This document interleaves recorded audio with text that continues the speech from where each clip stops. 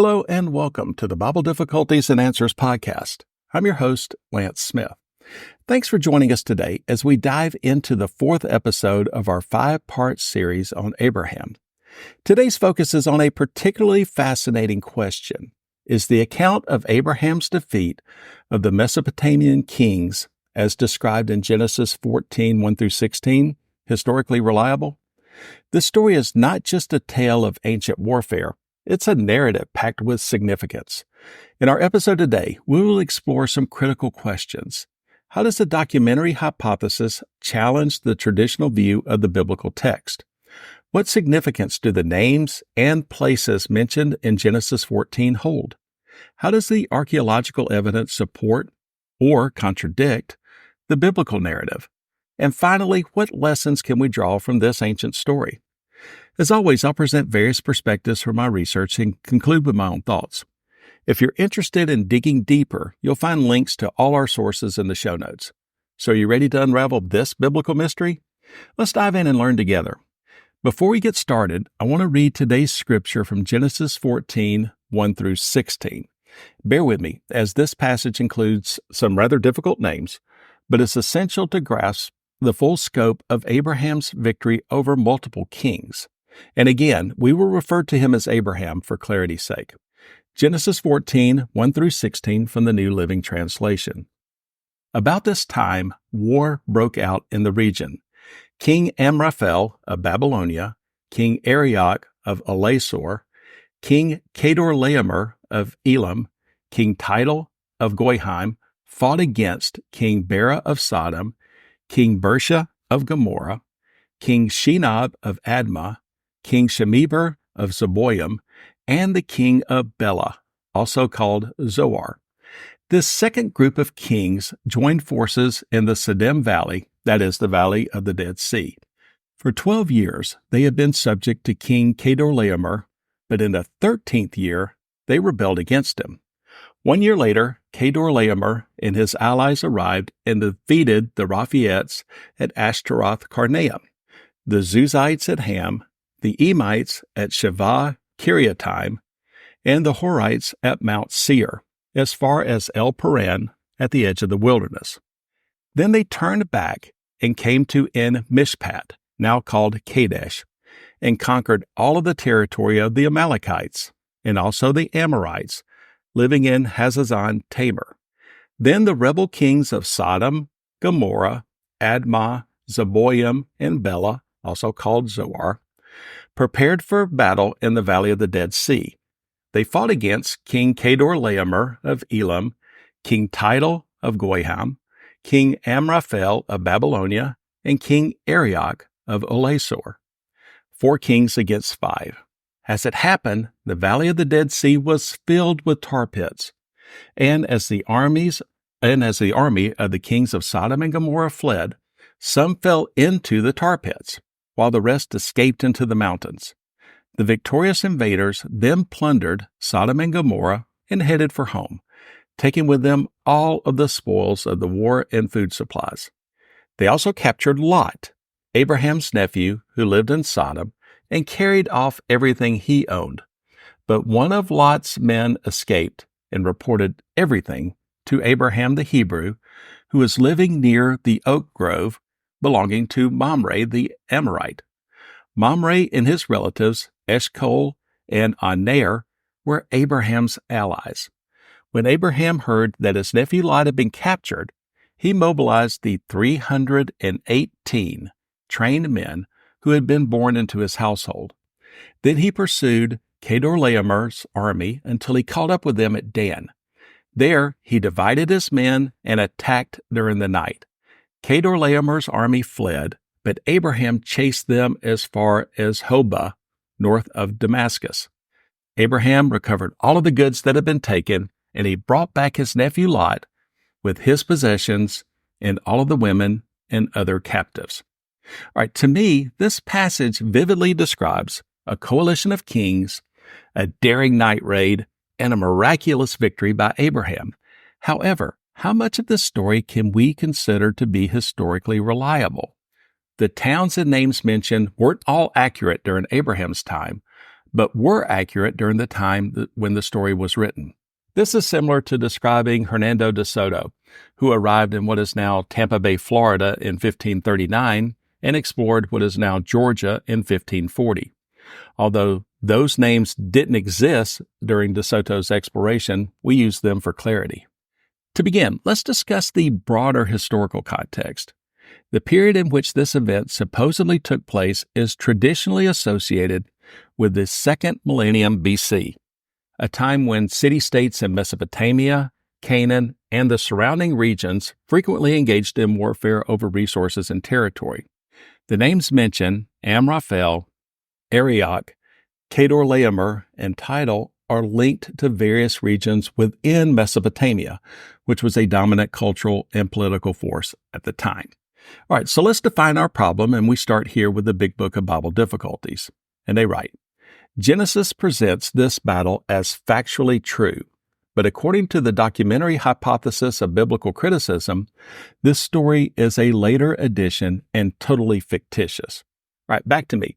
The authors here just dropped a term, the documentary hypothesis of biblical criticism, with no explanation.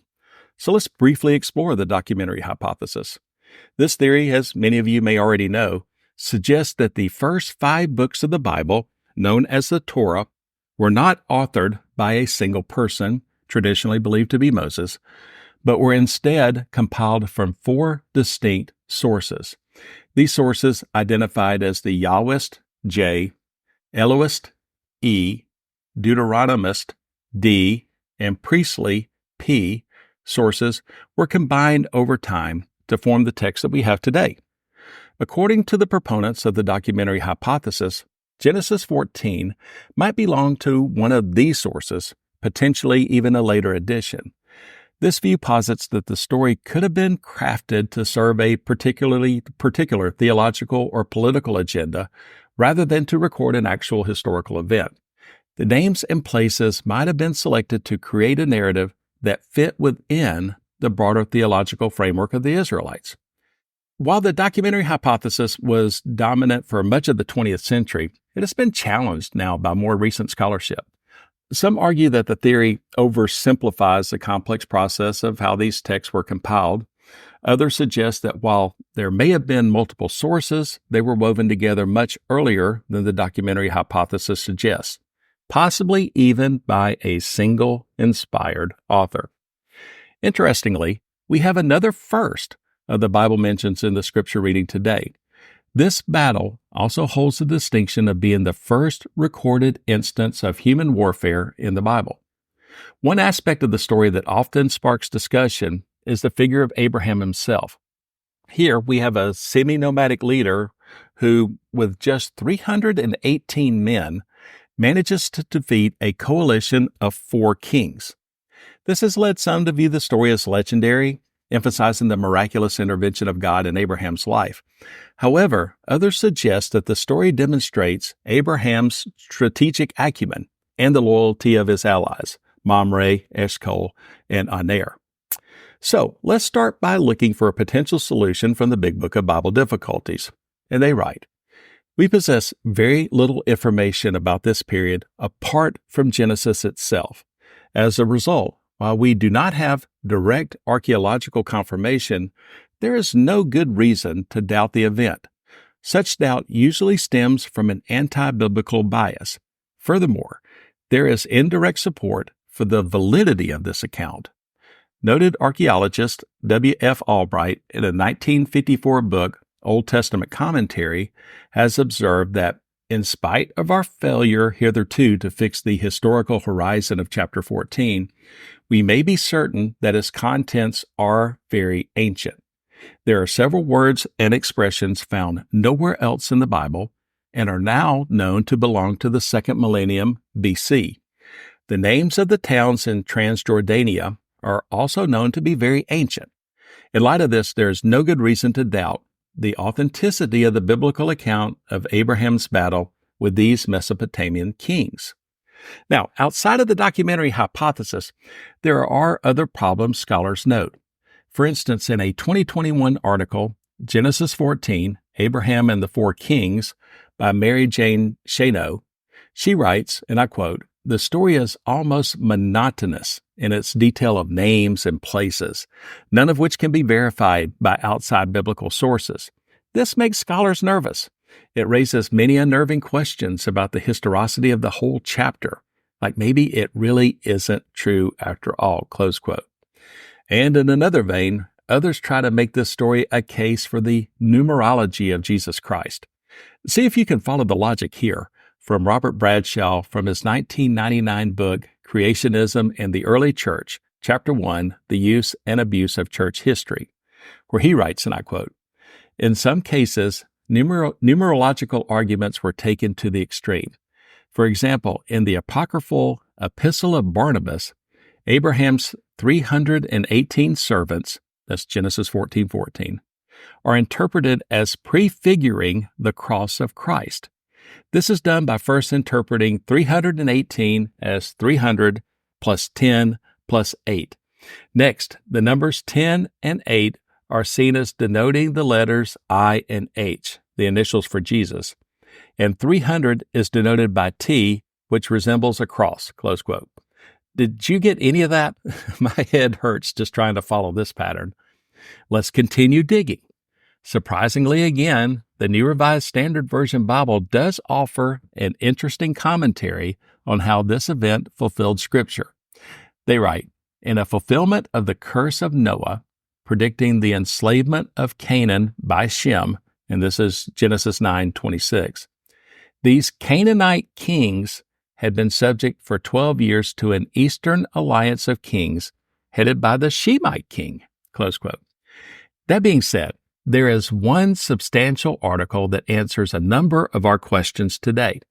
I'll summarize some of the findings from Uncovering the Battle That Changed the World with the really interesting subtitle, "Long Before Sparta's 300, There Was Abraham's 318, by Christopher Eames on November 30th, 2020. Eames writes, "What caused this dramatic power shift? Going further, could the rise of the Mesopotamian Amorites have anything to do with Abram's victory over Elam in Syria, a victory for the Western Amorites within whose country Abram lived, and whose people Kedorlaomer attacked?" We read that in Genesis 14:7 and 13. Could the biblical account of the defeat and humiliation of Elam have tipped the dominoes toward a complete collapse of the primary Mesopotamian power, eventually to be replaced entirely by an Amorite power? It's possible that Hammurabi's emergence as Mesopotamia's dominant force was a function of Abram's victory over King Kedorlaomer and his allies. So where does this evidence leave us? Details remain unknown. Crucially, though, there is no evidence against the Genesis 14 Battle of Nations, only a burgeoning body of evidence for it. Again, this is a really interesting article and worth your time to read. Brian Wendell, from his July 16th, 2021 article, Top 10 Discoveries Related to Abraham, writes this: "There are numerous elements of this battle in the biblical text which accurately reflect conditions in the patriarchal era, indicating its antiquity and not that this was invented over a millennium later, as those who hold to the documentary hypothesis suggest. First, names that are similar to the kings in this account have been found in other Mesopotamian texts from this period. Secondly, after the fall of the third dynasty of Ur in the late 3rd millennium BC, the area was not dominated by a single power. Large and small city-states with ever-changing political alliances controlled localized areas. Thus, this passage accurately reflects the geopolitical situation of the patriarchal era." Price and Holden conclude, "The antiquity of this account within the larger context of the patriarchal narratives indicates that there is substantial reason to regard the whole as historically accurate." Back to me. Price and Holden have written extensively on this in multiple books from 2017 and 2019. So, in conclusion, while the account of Abraham's defeat of the Mesopotamian kings in Genesis 14 is subject to skepticism, especially from proponents of the documentary hypothesis, it holds substantial credibility when viewed through the lens of current archaeological and biblical scholarship. The ancient linguistic elements, the geopolitical context, and the historical plausibility collectively suggest that the story is more than just a legend. It may indeed be rooted in a genuine historical event. Next week, we'll wrap up this series on Abraham with the 5th episode, focusing on Genesis 14:18 through 20. We'll be tackling another intriguing question. Who was Melchizedek? The mysterious figure that puzzled scholars for centuries, so you won't want to miss it. As always, we love hearing from our listeners.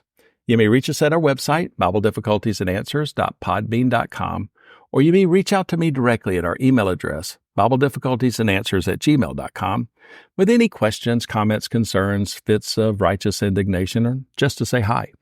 Also, please like and subscribe to this podcast. Tell a friend or two as well.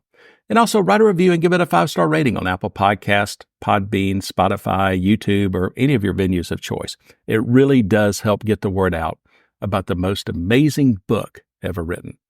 Again, I'm Lance Smith. Until next time, I wish you good luck, good health, and God bless. So long, everybody.